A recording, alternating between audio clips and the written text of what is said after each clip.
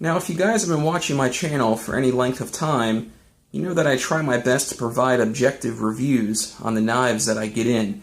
I don't really pay any favoritism to particular manufacturers, designers, or makers. Rather, I do my best to evaluate knives based on their overall design, ergonomics, and manufacturing quality.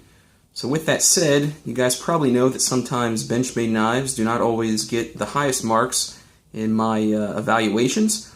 However, I have to say, without any delay, this is an excellent knife.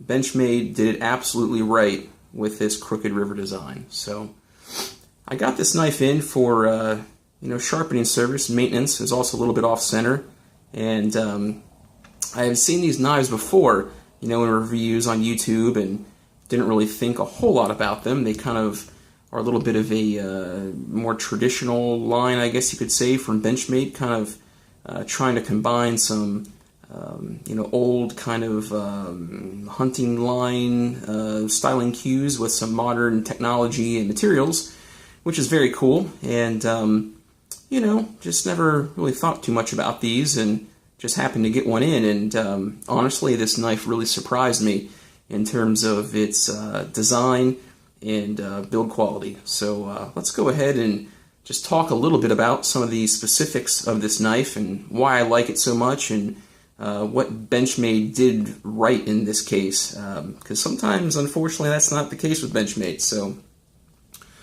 let's go ahead and take a look here at this knife, guys.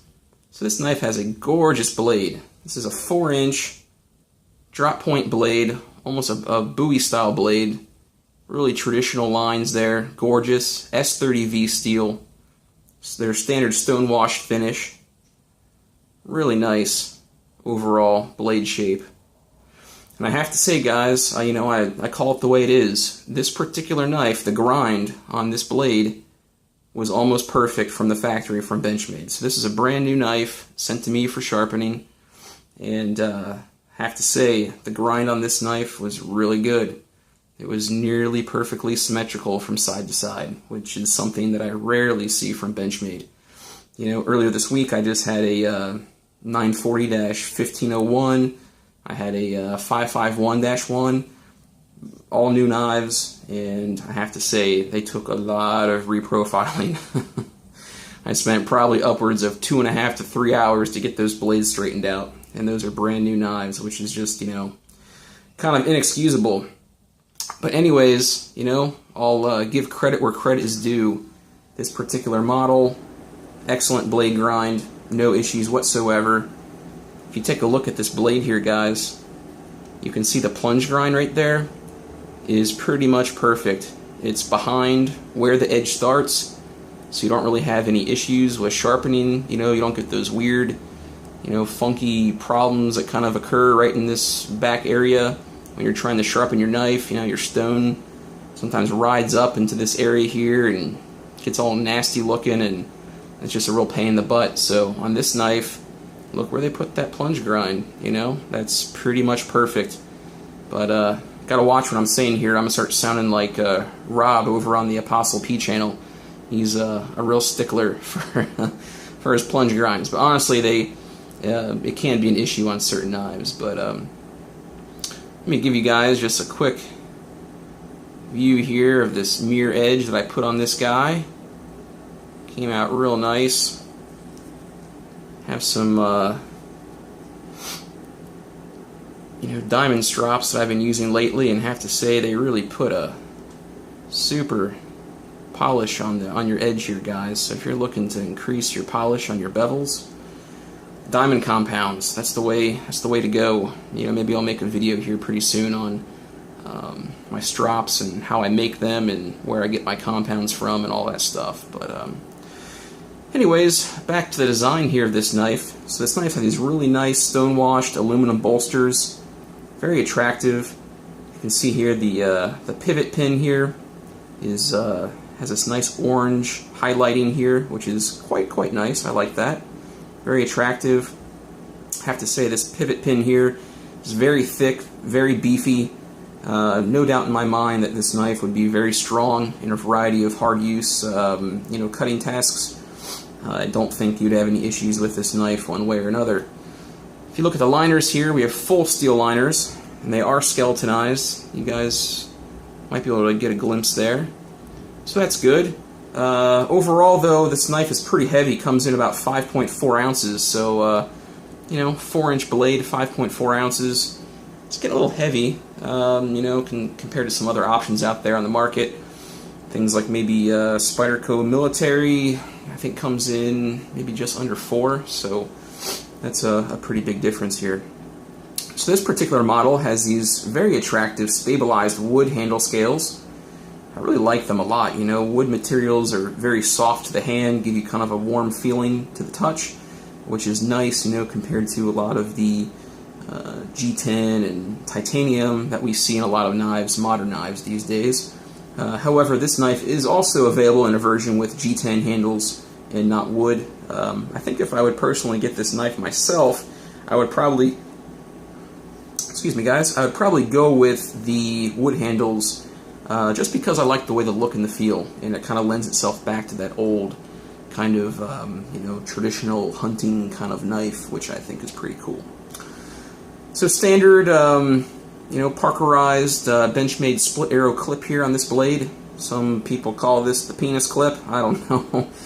I think you kind of have to maybe stretch your mind a little bit to start thinking in that area, but maybe some of you guys, your minds are a little more in the gutter than others, but I don't really have any issue with this clip. It's durable, the finish holds up well. No real complaints there for me in that regard. This knife does have this bright orange G10 backspacer, which has been a subject of controversy for some other people, like the Apostle P. I think he dyed his kind of a dark red color, which turned out quite nice. Given the overall kind of design and style of this knife, I would, see people with maybe kind of more of a, a toned down color palette, wanting to own this knife and use this knife. So not really sure if this bright orange really fits the overall design scheme of this knife. So if I was to redo this, I think maybe, this orange coloration would be okay, but I would go with, a darker orange color, not this bright, safety, putting on a deer vest kind of orange. So that's really probably my only real hit on this blade here, guys. Have to say, overall, the fit and finish is really excellent. Everything lines up nice, everything is smooth, everything is flush. Really just everything gives you a sense of quality about this knife. The opening here is very nice. It was a little stiff when I first got it, but it was a brand new knife. I will say that the blade centering was a little bit off, but I was able to fix that with just a little bit of adjustment. You guys can take a look here. If I can get a shot to focus here for you guys, you can see it's close to perfect. It's maybe off just a little bit, but it's better than what it was. I will say, though, that one of the washers inside of this knife was backwards, which, it's not a huge deal, but if you guys don't know, pivot bushings, washers, they usually have a face side and a back side, and one side of the washer is usually a little bit domed and a little bit smoother, and that's the side that you want facing your blade. In this case, one was one way, one was the other, which kind of affected the knife a little bit, and honestly, the action was just a little bit, kind of stiff and gritty. But if you guys can hear that now, let me see here if the birds stop chirping. It's very smooth now.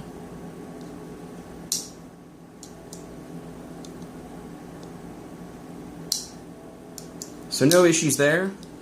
Lock is good. Blade's almost a free dropper.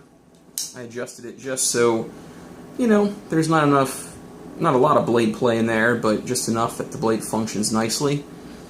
You can see if I can hit a few edge shots here.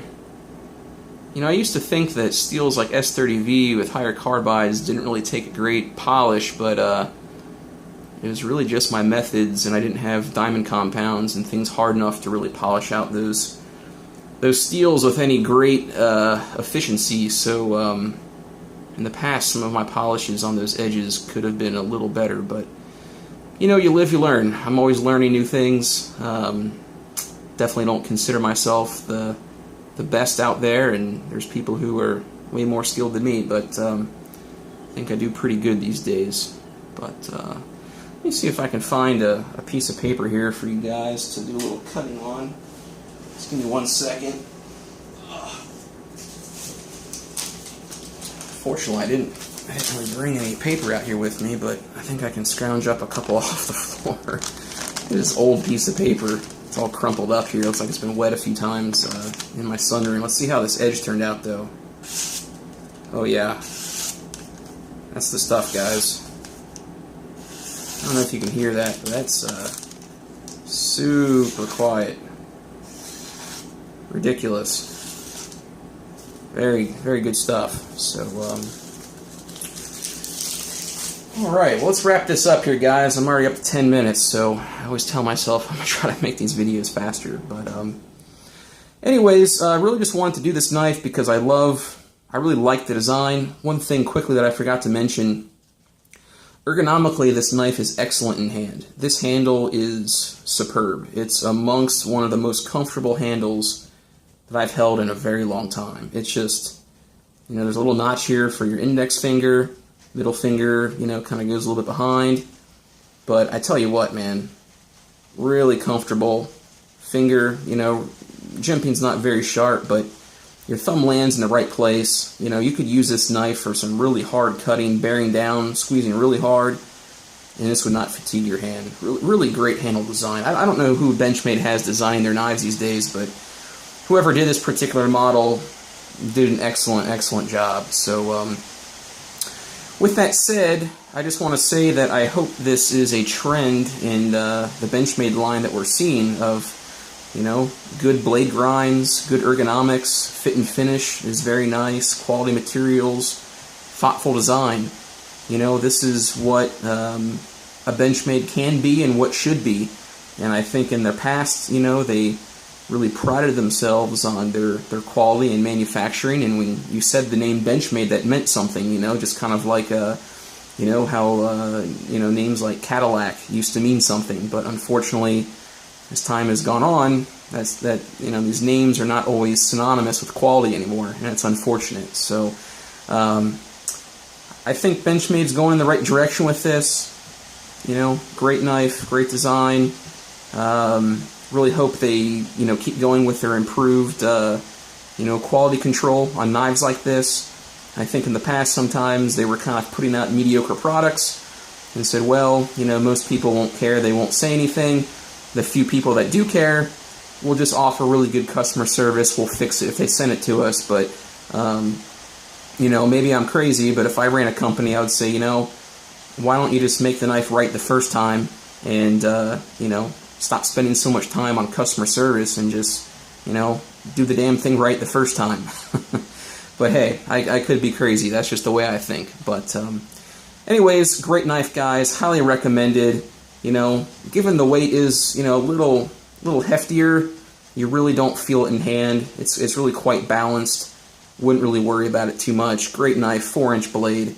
Benchmade Crooked River. Excellent job. Hope you guys enjoyed the video. I'll catch you guys soon. Thanks.